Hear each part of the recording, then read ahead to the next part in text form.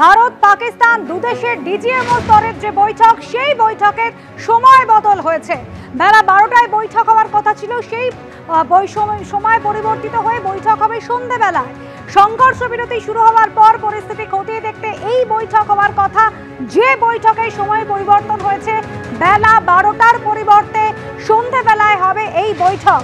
ভারত এবং পাকিস্তানের দুদেশের এই যে ডিজিএমও স্তরের বৈঠক, হটলাইনের যে আলোচনা সেই বৈঠকের সময় পরিবর্তন করা হয়েছে। বেলা 12টার পরিবর্তে বৈঠক হতে চলেছে সন্ধ্যাবেলায়। আমাদের প্রতিনিধি অতনু হালদার এই মুহূর্তে সরাসরি আমাদের সঙ্গে নিউজ রুম থেকে রয়েছেন। অতনু, এই বৈঠকের আগে একেবারে ভারতের পক্ষ থেকে স্পষ্ট বার্তা দেওয়া হয়েছিল সন্ত্রাসবাদের বিরুদ্ধে লড়াই জারি থাকবে। এই আবহে ডিজিএমও স্তরের এই বৈঠক, যে বৈঠকের সময় পরিবর্তন করা হলো। দেখো, একবারই তুমি জানো যে আজকে দুপুর 12টার সময় দুই দেশের ডিজিএমওর টেলিফোনে কথা বলার কথা ছিল।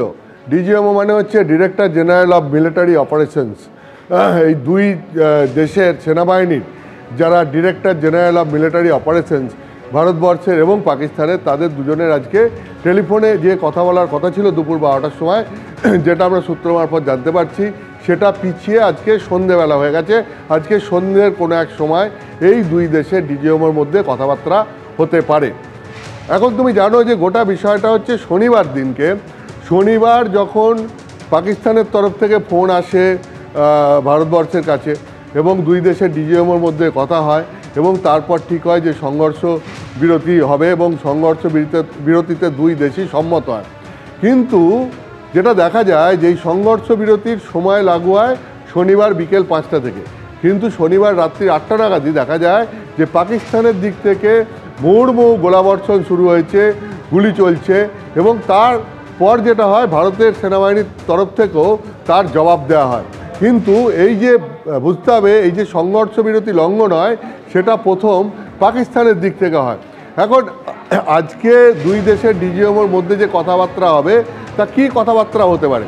বিভিন্ন মহল থেকে যেটা মনে করা হচ্ছে, এক কথাবার্তা হতে পারে যে যখন দুই দেশ সংঘর্ষ বিরতিতে সম্মত হলো, তারপরেও পাকিস্তানের দিক থেকে কেন এই সংঘর্ষ বিরতি লঙ্ঘন করা হলো, এবং ভারতের তরফ থেকে এই ব্যাপারে আগেই স্পষ্ট বার্তা দিয়ে দেওয়া হয়েছে যে যারা এই সংঘর্ষ বিরতি লঙ্ঘনের জন্য দায়ী তাদের বিরুদ্ধে পাকিস্তান কী ব্যবস্থা নিচ্ছে, অর্থাৎ পাকিস্তানকে ব্যবস্থা নিতে হবে।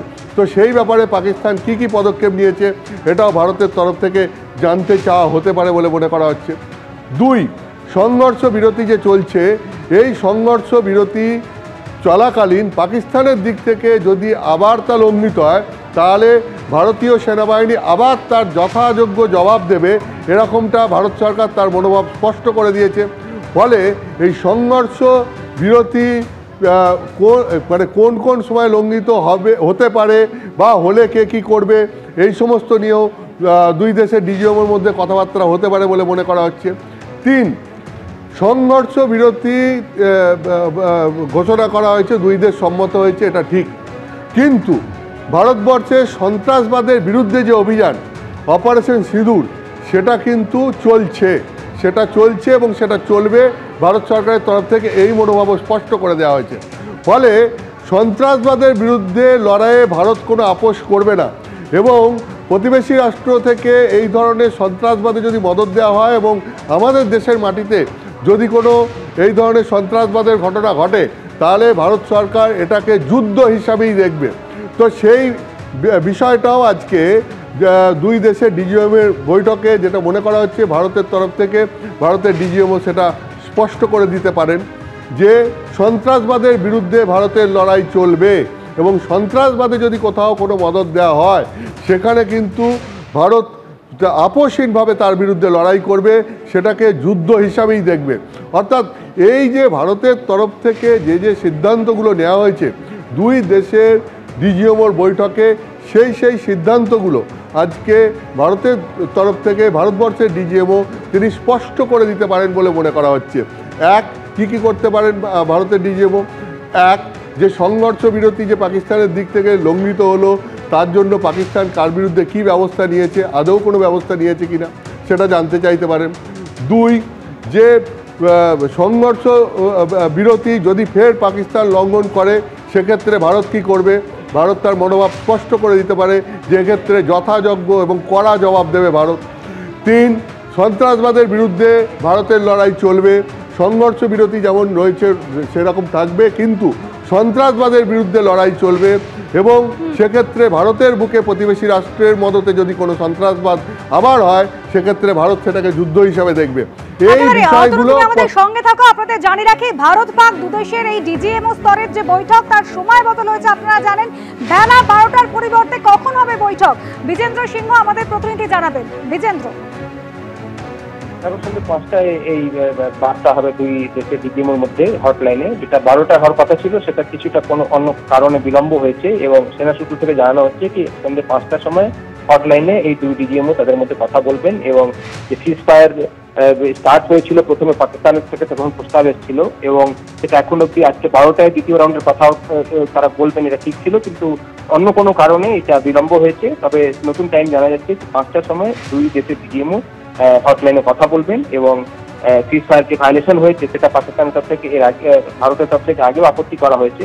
আজকেও আমাদের ডিজিএমও এটা জানাবেন, যেটা গতকাল প্রেস কনফারেন্সে তিনি বলেছিলেন, এবং তারপর ফিউচারে যদি কোনো ভায়োলেশন হয় এক্ষেত্রে ভারত প্রস্তুত রয়েছে। এই বার্তায় স্পষ্ট শীর্ষস্তর থেকে দেওয়া হচ্ছে। আজকে ডিজিএমও এই কথা পাকিস্তানি ডিজিএমওকে জানাবেন।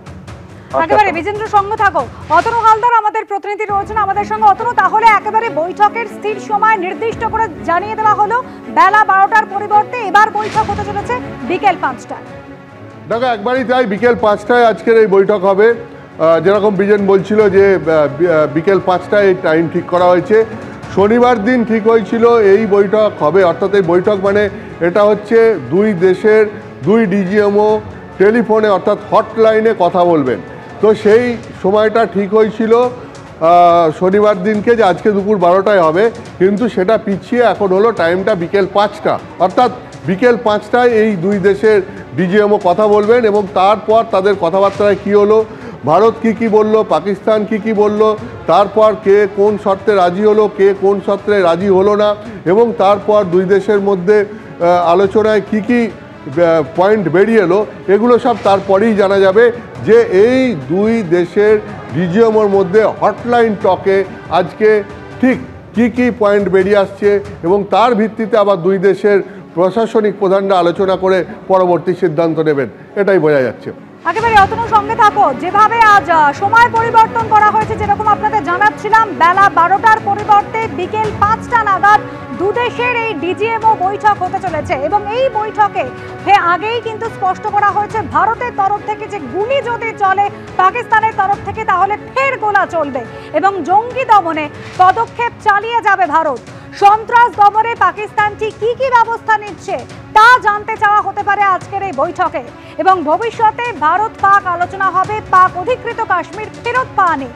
গতকালও জানিয়ে দিয়েছে ভারত।